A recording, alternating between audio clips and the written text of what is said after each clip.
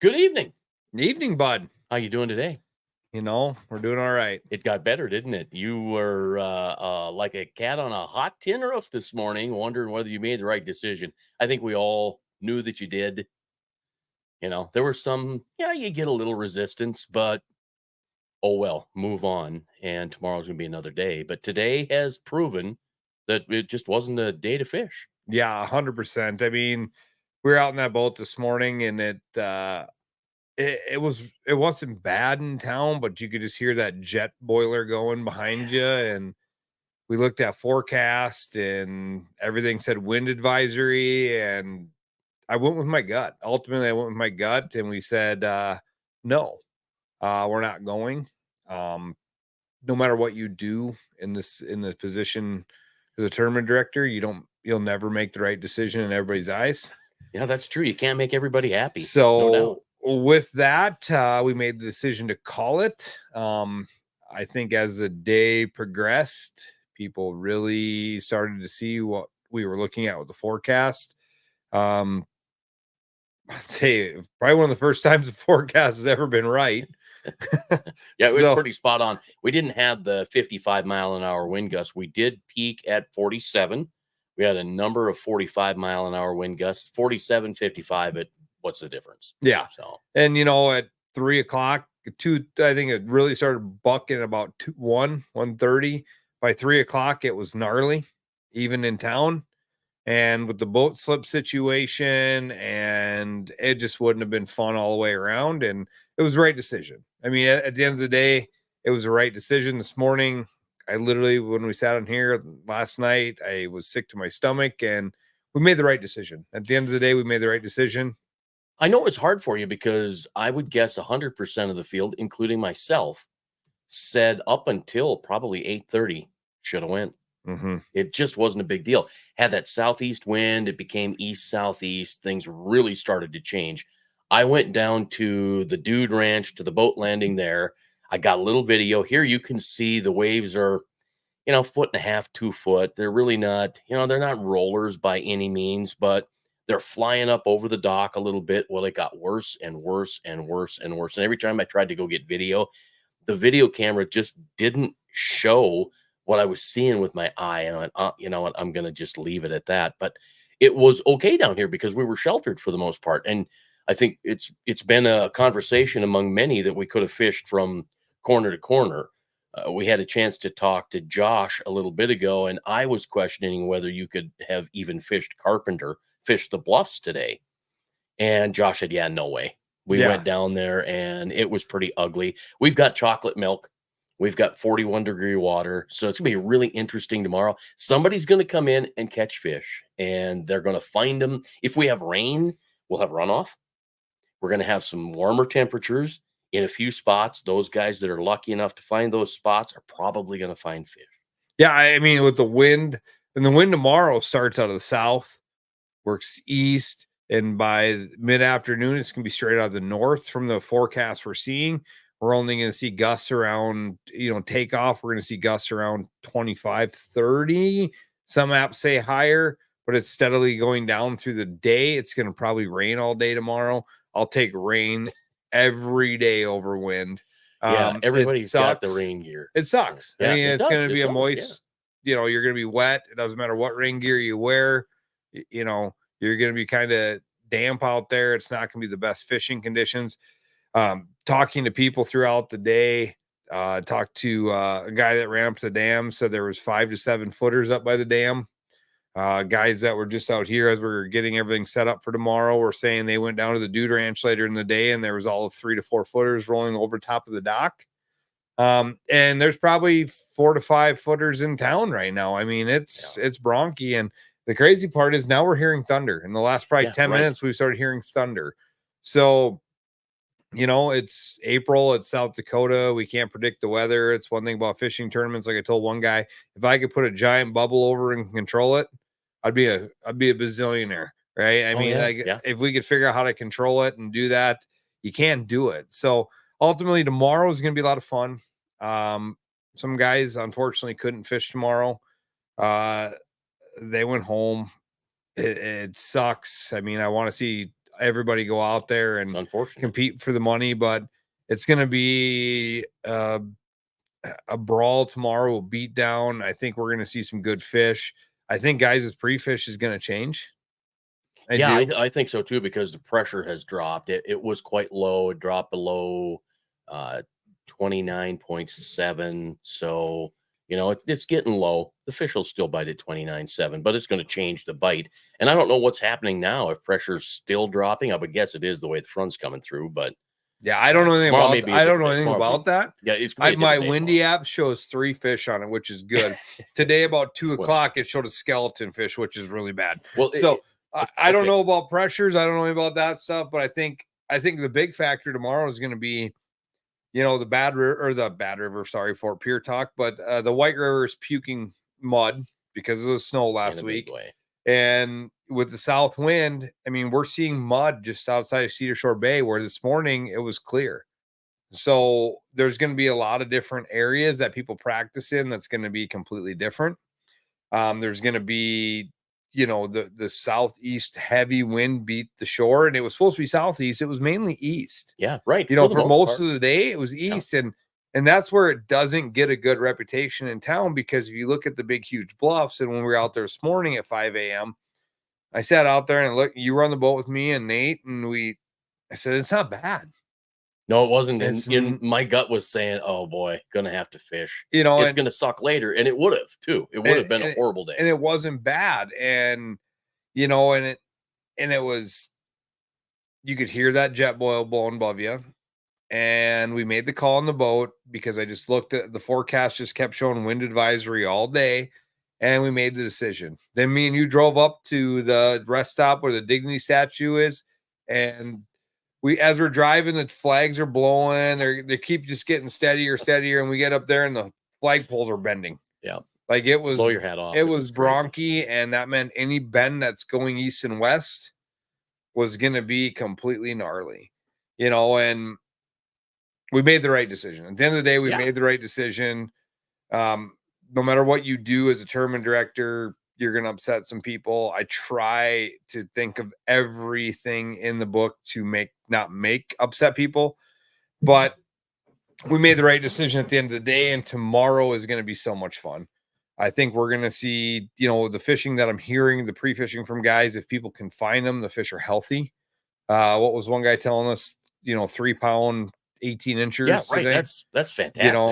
Even Brian on some Brashore. males. Yeah, Brian Brashore was telling us that he's seen some good, healthy fish come in. So I really think throughout the day, the guys that figure it out, it's like any tournament. I mean, you can practice. And, the one thing they got fins. They swim, man. Right. Well, and despite pressure, people are still going to catch fish, and fish don't know that it's raining. They know that the weather's bad because pressure has changed. Yeah. You mentioned the windy app. Here's what things are going to look like from 7 a.m. tomorrow morning. You can see the winds are kind of out of the east-southeast, but they begin to switch out of the east, and then we see the northeast wind by 2-3 o'clock. So, and really, it looks like winds are going to die down, and weigh-in will be probably the most calm portion of the weekend. Yeah. Like even right now, the marina, it's a mess. There's whitecaps. Oh yeah, and here's the thing: we weren't going to fish past 3 o'clock anyway, so it doesn't matter because I don't think at it was 1 that way, o'clock but it was whitecapping in Yeah. there. And that's the other factor is you got to factor in the times that people are actually making the big runs to get back. Takeoff is important. The whole day is important, but if you highlight 2 moments, it's takeoff and return times. And I mean, we moved the lodge over, set it up, and you probably can see us rocking. We have jacks under it. We don't have it put down because of how the stage is set up, but we're rocking. And yeah, and it's raining right now. I was just gonna say, I just heard rain come down. So I mean, at the end of the day, it's gonna be fun tomorrow. It's gonna be fun to see what happens. For people watching flight times, we're doing 30 boats out for the fishermen at a flight. So 7 a.m. to 3 p.m., 1 through 30, 31 through 61 is 7:15 to 3:15.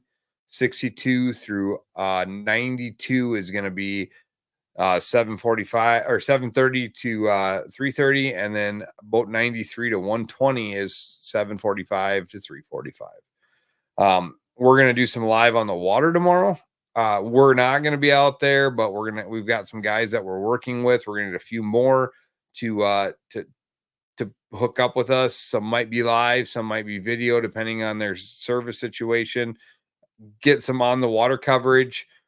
Tomorrow morning's takeoff, I'm pretty excited about. We're gonna do something different. I don't know if I want to tell them what we're gonna do yet. Yeah, but, just hang on because we don't know what's going to happen. you because of know, the I weather, mean, this, that, and the it's other gonna thing. be a lot different than normal. Yeah, I So think so. check out the morning takeoff on the Facebook and the YouTube and all the different stations that we go to. I mean, is this going to your pages or just the fishing crew It's stuff? just the fishing crew Oh, right so the now. fishing so- crew Facebook page and the fishing crew period on YouTube, or the fishingcrew.com will have it as well. So go to the Between Hookset tab on there.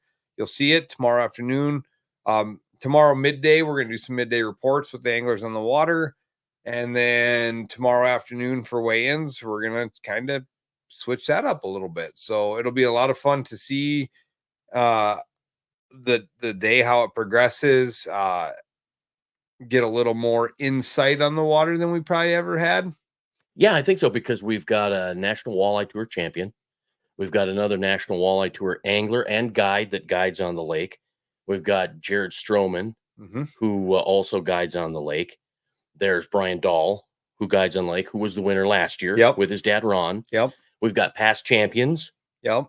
We've got world record holder, state record holder Walleye. Yep. We've got state record non-typical deer, a buck.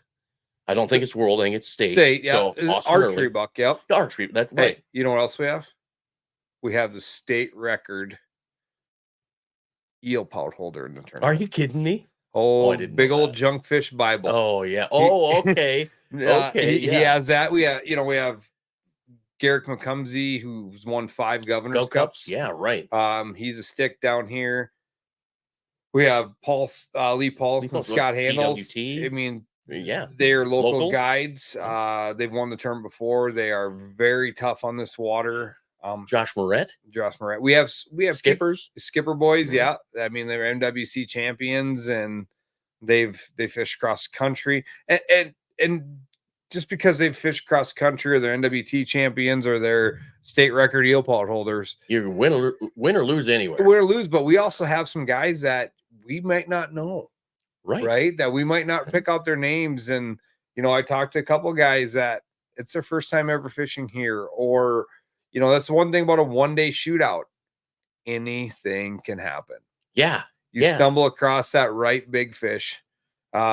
Anything can happen. But I've also seen it where, years ago in the fishing crew, we were on a West Shore boat ramp on Lake Oahe, and a good buddy of mine, Tim Panzer, he pulls out on Peoria Flats, takes off from West Shore, and I'm going to boat check, and he calls me, and he's like, I've got one.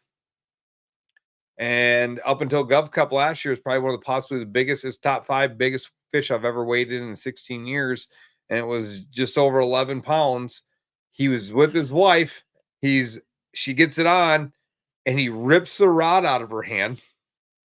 And he looks at her dead in the eyes and goes, "You missed this with the net. We're getting a divorce." And they landed the fish. Oh, that's good. 15 minutes into the tournament. He couldn't put 15 inches together. He brought me 3 fish that day, and the other 2 were barely 15 inches. He hit panic button, and that boat probably burned every ounce of gas in it running that whole southern end of Lake Oahe, and he put 2 other fish in the boat. It's awesome. He ended up in second because he couldn't bring 5 in. So big factor if you can get a big fish, but you got to have ones to go with it. Yep. And definitely down here, it's numbers games. It's a numbers game. A 17 or an 18 incher could be the difference between first and second or third place. We've seen this tournament weigh in at 9 pounds. Seen this tournament weigh in at close to 20 pounds. Well, last year an 8-pound, 32-inch walleye. And that was like 21 years old. Yeah.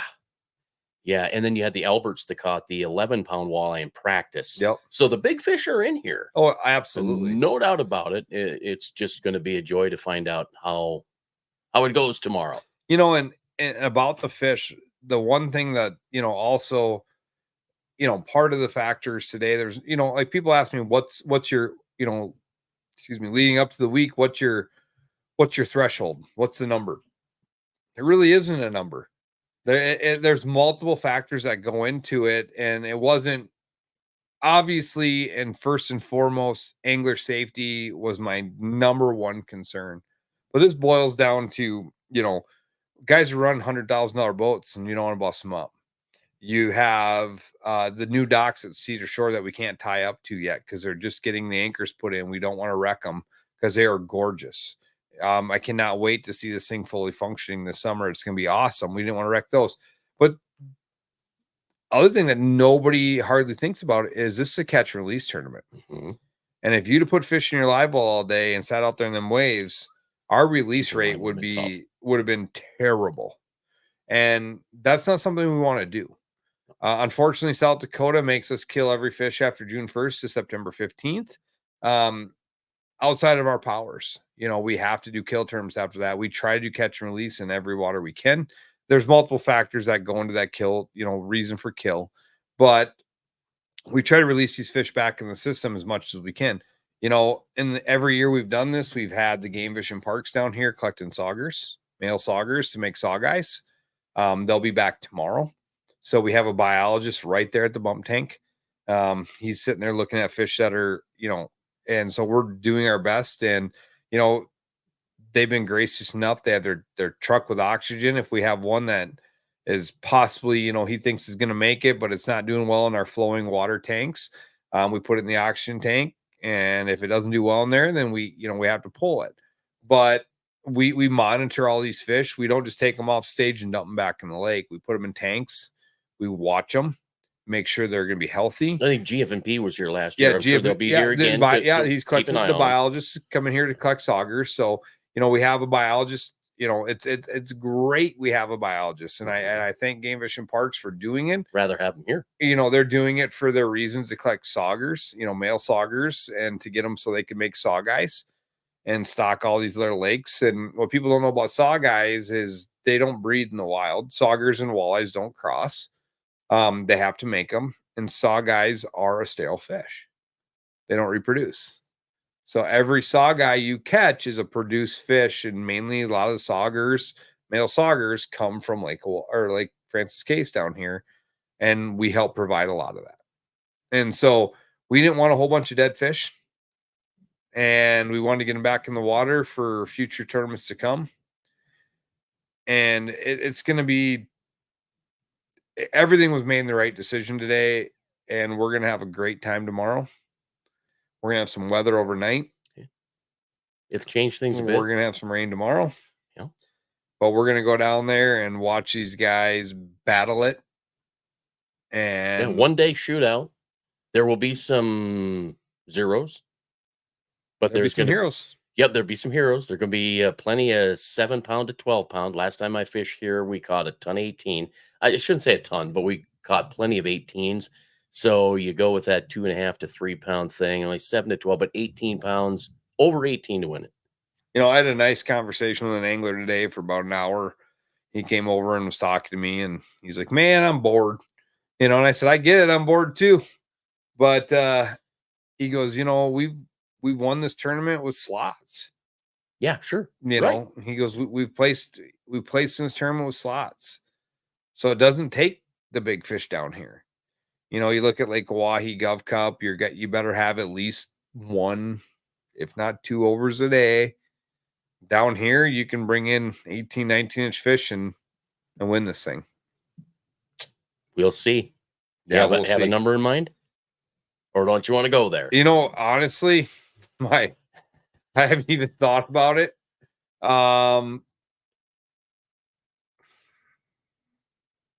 17-2. Okay, so we're close. So you're under 18, I'm over 18. That's my prediction. Okay. If you guys want to bet your prediction, throw it out there on this feed.